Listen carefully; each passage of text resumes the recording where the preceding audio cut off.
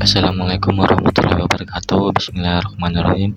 Perkenalkan, nama saya Dika dari Pondok Putra dari program studi hukum keluarga semester 4 dengan NIM 2321508036. Di sini saya akan menjelaskan dan mempresentasikan hasil analisis saya tentang Fatwa MUI nomor 53 tahun 2020 tentang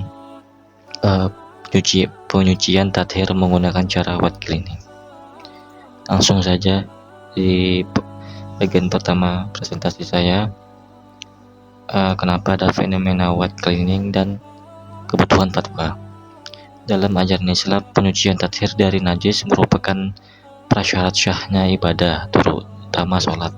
Kewajiban ini menuntut penghilangan najis pada tubuh, pakaian, dan peralatan sholat menggunakan air yang suci dan mencucikan.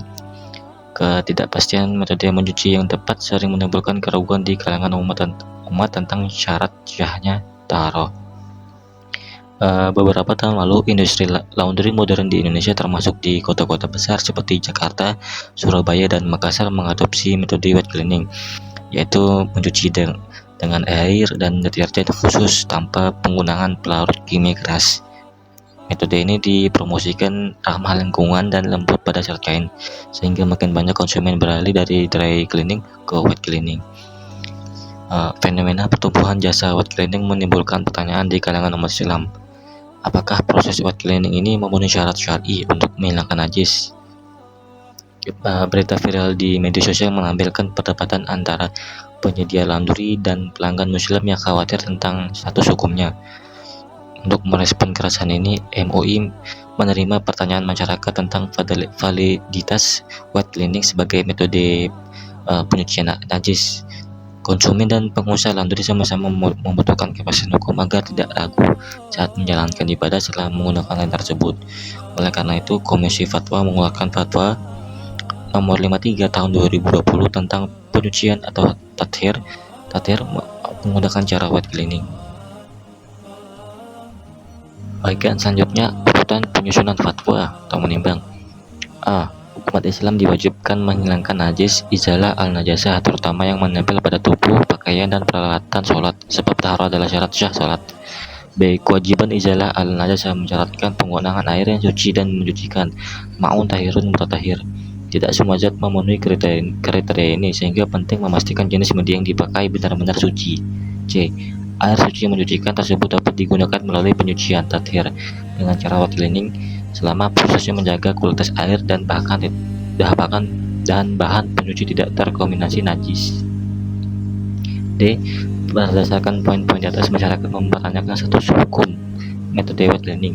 Apakah sah menggantikan metode konvensional seperti istinja atau istijamar? E. Komisi Fatwa MUI memandang perlu menetapkan pedoman fatwa tentang wet cleaning untuk memberikan kepastian hukum dan menjadi acuan umat serta pelaku usaha laundry. Jadi fatwa ini lahir sebagai bentuk tanggung jawab keulamaan MUI terhadap perkembangan sosial keagamaan masyarakat modern yang terus berhadapan dengan tantangan baru, termasuk dalam hal najis dan taharah. Dengan menggarisbawahi 5 poin tersebut, bisa dilihat bahwa MUI itu tidak sembarangan dalam menetapkan hukum, tapi melalui proses telaah realitas fenomena sosial serta prinsip-prinsip fikih. Adanya metode wet cleaning yang makin banyak digunakan dalam industri laundry profesional membuat penetapan hukum menjadi sangat relevan agar umat tidak terjebak dalam prasangka ataupun kelangkuan dalam beragama. Disinilah peran fatwa hadir, yaitu sebagai jembatan antara hukum Islam yang bersumber dari teks dan realitas umat Islam yang dinamis agar ibadah tetap sah, namun tidak menghambat perkembangan teknologi yang selama tidak bertentangan dengan syariat. Maka bagian menimbang ini menjadi fondasi logis dan sosial dari keseluruhan isi fatwa yang akan dibahas dalam presentasi ini. Selanjutnya pada bagian dalil-dalil. Yang pertama, Quran Surah Al-Furqan ayat 48. A'udzubillahi minasyaitonirrajim. Bismillahirrahmanirrahim. Nazzalna minas sama'i ma'an tahuran. Terjemahan, dan kami turunkan dari langit air yang bersih, suci dan mencucikan. Kedua, Quran Surah Al-Taubah ayat 108. Bismillahirrahmanirrahim. Fihi rijalun yuhibbuna an yatatahharu. Terjemahannya, di dalamnya ada orang-orang yang suka membersihkan diri. Allah menyukai orang-orang yang bersih. Dan ketiga, surah Al-Anfal ayat 11. Bismillahirrahmanirrahim. Iz yughashikumun nu'asa amanatan minhu wa yunazzilu alaikum minnas samaa'i ma'an liyutahharukum. Terjemahannya, ingatlah ketika Allah membuatmu kamu mengantuk sebagai penentraman darinya dan menurunkan air hujan dari langit kepadamu untuk menyucikan kamu dengan hujan itu. Keempat, hadis Salman Al-Farisi. Anis Salmani Farisi qala innama nahani an astanji dia bil labani. Artinya dari Salman Al-Farisi beliau berkata bahwa Rasulullah SAW melarang istinja dengan tangan kanan dan mengejarkan 3 batu minimal untuk istijmar. Hadis riwayat Muslim, Abu Daud dan At-Tirmidzi. Yang kelima, hadis Asma binti Abu Bakar. Fam sahibihi wastanjibi summa sholla bihi. Yang artinya dari Asma beliau bersabda, hilangkan bekas darah, kusuk dengan air, kemudian siram, dan kamu boleh sholat dengan pakaian itu. Hadis riwayat Al-Bukhari dan Muslim. Selanjutnya yaitu bagian pendapat ulama.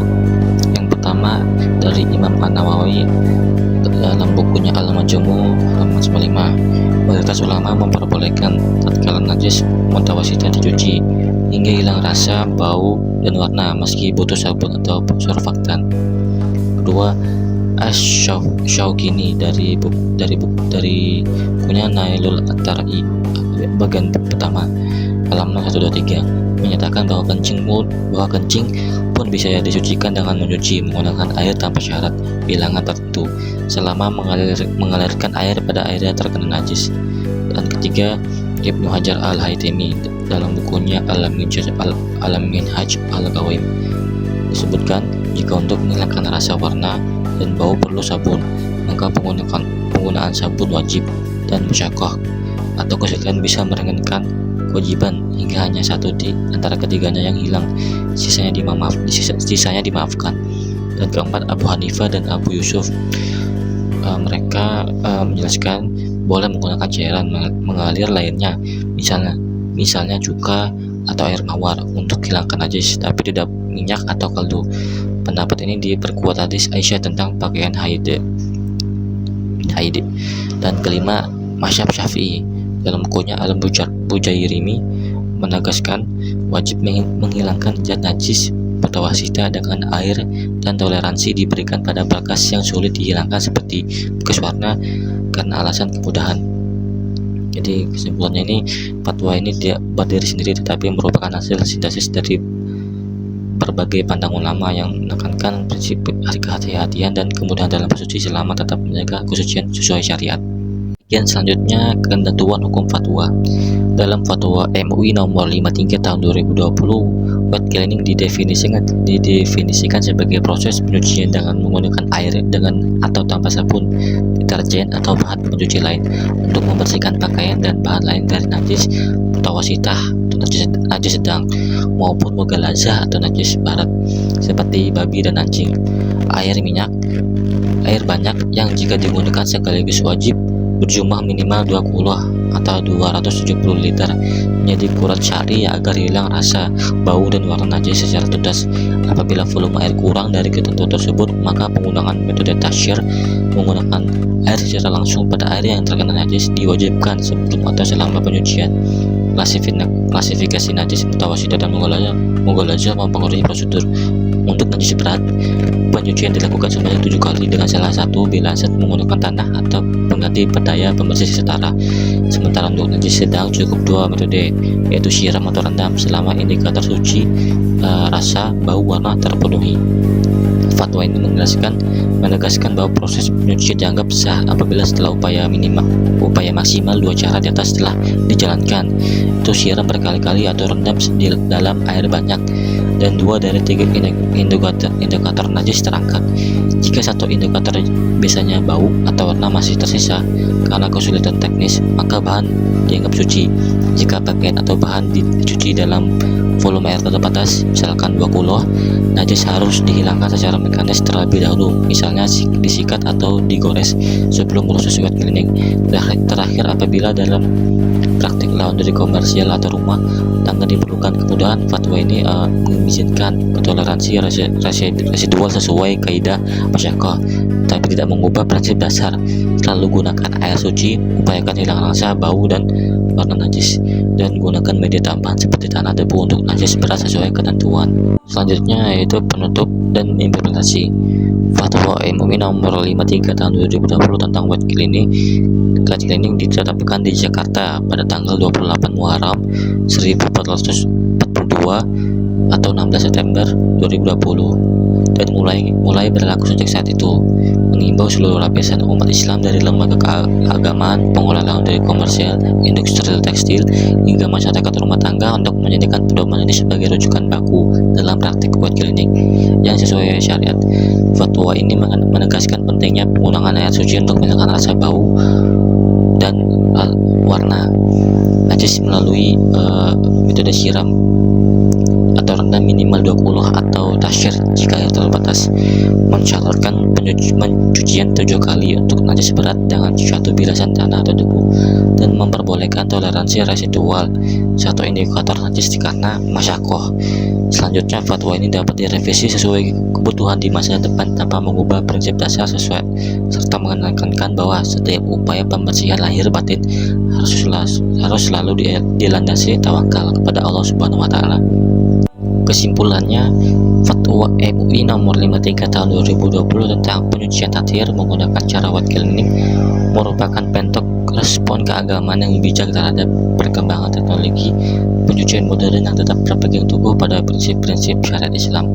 Fatwa ini menjelaskan bahwa penyucian menggunakan air baik dengan atau tanpa sabun diperbolehkan, asalkan dilakukan dengan sesuai ketentuan syariat atau syar'i, yaitu dengan memastikan hilangnya rasa bau dan warna melalui metode siram secara terendam dalam air banyak 20. Dalam konteks najis berat seperti babi anjing dan penyucian wajib dilakukan sebanyak 7 kali, termasuk dengan 1 bilasan menggunakan tanah atau bahan pembersih yang setara.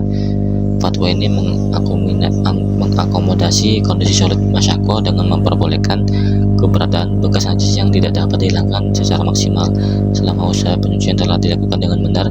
Dengan adanya fatwa ini, umat Islam memiliki pedoman jelas dalam menjaga kebersihan dan khususnya secara praktis sesuai tuntunan agama dan tantangan zaman. Baik, itu saja dari presentasi saya. Semoga bermanfaat bagi yang menonton. Terima kasih. Wassalamualaikum warahmatullahi wabarakatuh.